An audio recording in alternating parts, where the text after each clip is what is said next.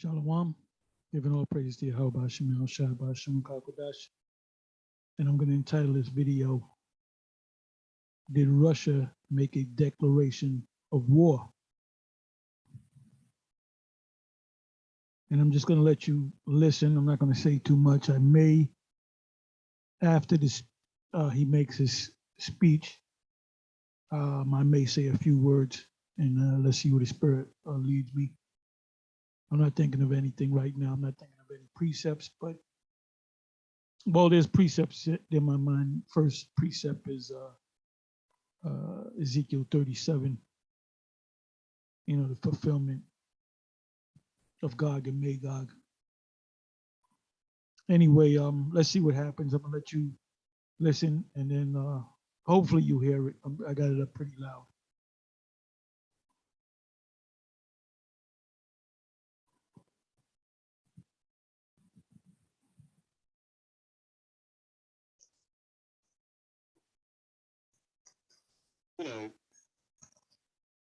Very briefly, I'd like to add a few points based on what the Master said and I said earlier in my introductory remarks. Everyone's been discussing that, and the armed forces are also looking at that. We're also discussing the draft agreements that were sent to NATO and to the US on strategic stability. What we see right now is that some of those who are against us, they say it's like an ultimatum by Russia. Is it an ultimatum or not? Definitely not. Once again, I'd like to remind everyone, whatever quote-unquote partners did in the past years, the US, by ensuring, promoting their interests and their security, thousands of kilometers away from their national territory. They've been doing it, here's some of the hawkish things. They've been doing this without any UN sanctions. They were bombing Yugoslavia. Did they ever have a UN Security Council sanction? Where is Yugoslavia? Where is the US? They destroyed the country. Yes, indeed. That country had internal conflict, its own issues. But who gave them the right to attack and bomb a European capital? And so we had some other countries, just backed along, or aimed along. But what about Iraq? What they said was the trigger. They said it was the weapons of mass destruction. They invaded the country, they destroyed it, they created a hotbed of international terrorism. Then they said, oh, sorry. Reconnaissance, intelligence gave us some bad results, That was because of poor reconnaissance. Well, it turned out there were no weapons of mass destruction. It had been destroyed. What about Syria? Did they ever ask for any sanction from the UN Security Council? No, they do what they want to do. What they're currently doing in Ukraine, what they're planning to do in Ukraine, that's not thousands of kilometers away from our borders. No, that's right near our home. We cannot go any inch back. The US doesn't have hypersonic weapons, but they will get it. We can see that. We see everything. We can see those tests, whether they're successful or not. We more or less know when it's going to happen, when they're going to get all those weapons. Okay, they put up sonic missiles in Ukraine, and then under the guise they might use it. They don't have silicon. We do have silicon. It doesn't mean that they would use it tomorrow, but they might equip Ukraine and they would push an era Russia and those extremists from neighboring states together. They might, provoke them to fight against Crimea under very good circumstances for them. Do they think we're not aware of those threats, or we just sit idly by and watch it? No, that's the biggest issue, We cannot go back an inch further. Military conflicts and bloodshed, it's not our choice. We don't want such a scenario. We don't want to address issues through political diplomatic means. We need to have some clear-cut, legally binding guarantees. That's the point of what we sent to Washington and Brussels. And we hope we can get a clear response to it.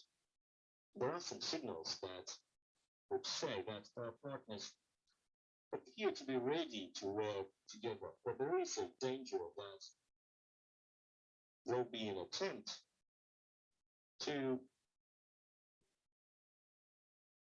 swamp it down, so to speak, to use that force to do what they want. We are aware of this. And such a scenario is not something we're going to accept. We really hope for a constructive and substantive negotiations with some visible, with some obvious outcome in some foreseeable future would provide equal security for everyone.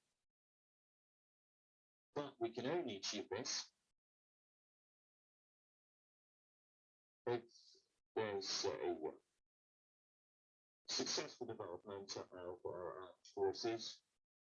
We've seen some very good progress in the past years. We've achieved very good level of capabilities, and I pointed that out, and the minister echoed that.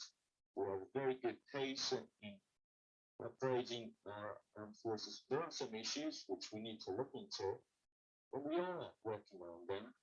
We're working with our industries, with our industrial enterprises. We go to Sochi in the south of Russia and really focus on the defense of promoting our forces. So I'm going to stop this right here, but I'm going to leave the whole speech in the description box. But as you can see, folks, this is all the generals in the entire Russian military right here. This was the presentation between Russia's entire generals. All of these are 3- and 4-star generals in the Army, Navy, Air Force. They were all attending this meeting. So this is a very, very historic, important meeting of what is going on right now in the world. And I wanted you guys to see this just to show you folks that the information I am providing you is correct. And this is up to date. This happened today. This is Dmitry Medvedev right here. He was the president of Russia a couple years ago, but he is still in the government of Russia. But like I said, please watch the whole video.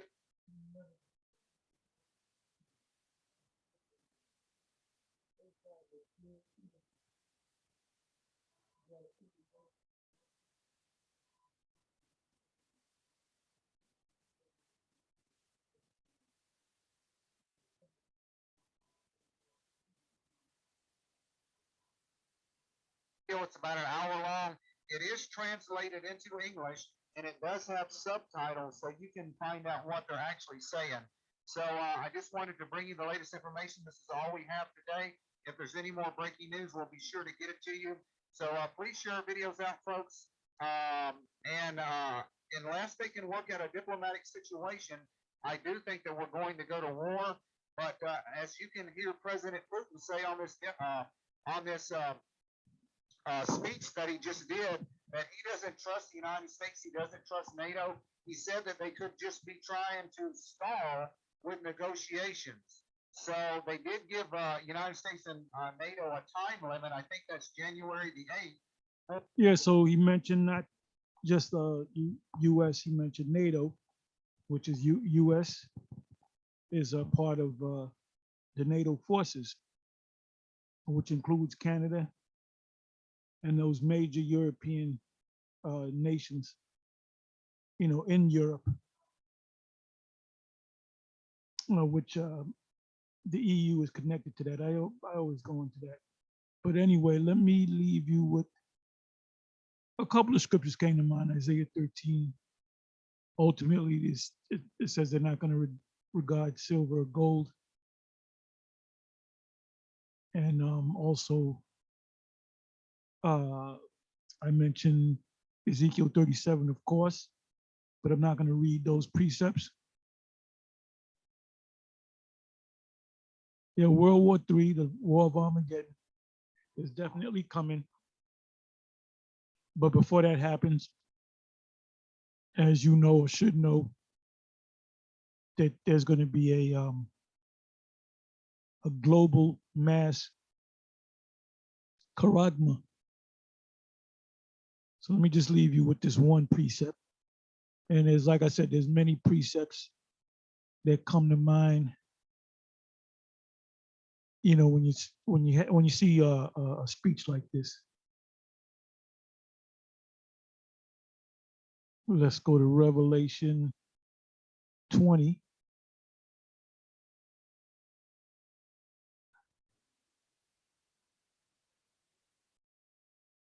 And we'll go to 7.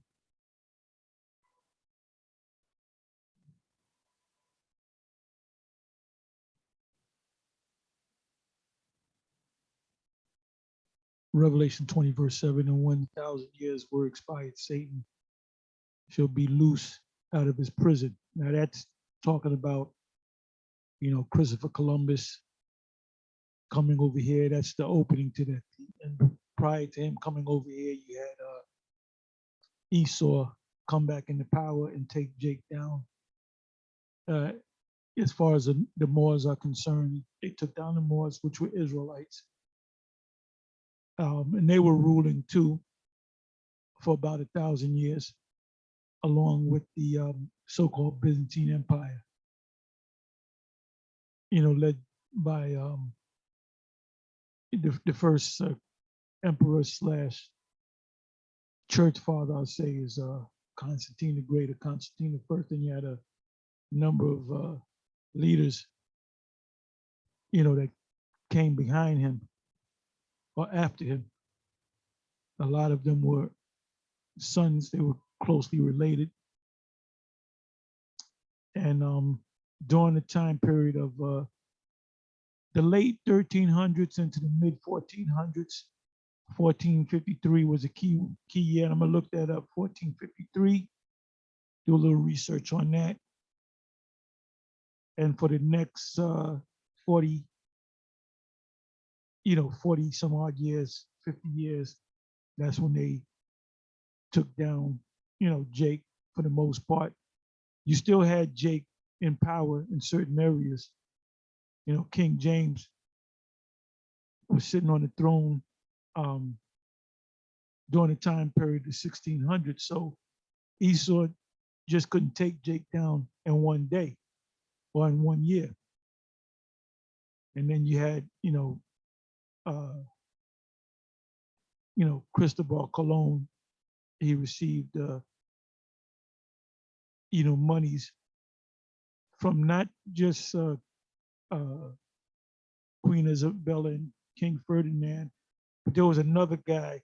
I had did a video on it. I think Apostle Aram Lab had did videos on it that really financed him. I believe he was a so-called Jew. You had these powerful families, these what you call dynasties. The Bourgeois were living during that time, which came back as the Rothschilds or the Bowers, and you had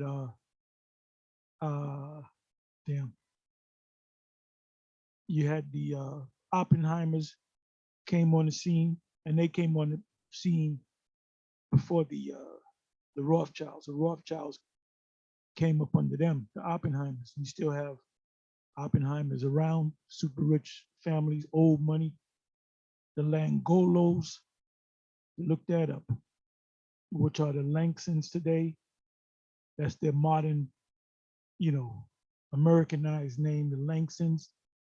They're big in real estate and other things. A lot of these super rich that are trillionaires, they're not going to let you know that they're rich. You know, they'll let you see the middle management, the vassals, the middle guys, like the Elon Musk and the what's this guy, Jeff Bezos's and the Bill Gates. You know, these are new guys that just popped on the scene. And they say, oh, Elon Musk is the richest man on the planet. No, he's not. You got these guys, the Rockefellers, that are behind the scenes. The super rich don't want you to know that they're rich. They don't want you to know. They want to pull strings behind the scenes. Anyway, so the beginning of that was during that time period of the 1400s, 1453, 1492. Columbus came over here, and it says a verse, and shall go out to deceive the nations which are in the four quarters of the earth, Gog and Magog. Gog and Magog is only mentioned a couple of times in the scriptures, here in Revelation 20 and Ezekiel 37, as far as prophecy is concerned, to gather them together. So this is going from the 1400s, jumping to right now. The gathering, to gather them together to battle, the number of whom is as the sand of the sea. Or another precept that comes to mind is Revelation chapter 17, dealing with the NATO nations and the EU nations ultimately attacking Babylon as well. 9th verse, and they went up on the breadth of the earth and compassed the camp of the saints about. The camp of the saints is twofold. The camp of the saints is Jerusalem, the Palestine. The camp of the saints is also the Israelites, starting with the elect. Now these people say, oh, well, I ain't with camps. Wait a minute, the scriptures say camp. Revelation 20 and 9. It said, and compass the camp of the saints about, and the beloved city. And we are the beloved city. The beloved city, Jerusalem, is a people before it's a place. And fire came down from the Most High out of heaven and devoured them. So from the 8th verse to the 9th verse, we're talking what? More than 500 years. 1453. We're talking more than 500 years. That's covered in these two scriptures right here, these two verses. And the beloved city and fire came down from the Most High out of heaven and devoured them. And the devil that deceiveth them was cast into the lake of fire and brimstone, where the beast and the false prophet are. The false prophet represent the Vatican City and the RCC and all the daughter churches. But it's not the beast. It's only it's only a part of the beast. This is not Babylon. You know, the false prophets is not talking about Babylon. Babylon is an actual place, which is right here. And the beast, we know who the beast is, and shall be tormented day and night forever and ever for a long time. So anyway, with that, I'm gonna say shalom if you have any precepts. Like I said, there's a lot of precepts. If I think of Isaiah 34, which speaks about Babylon being a great altar. So the priests, they speak on the altar And then there's a sacrifice that comes on the altar as well. There's certain religious rites that go on the altar, and then you have the sacrifice by fire. You got the word conflagration. So when we finish our testimony, we're going to be beamed up out of here, and then the fire is going to come down. And that's the great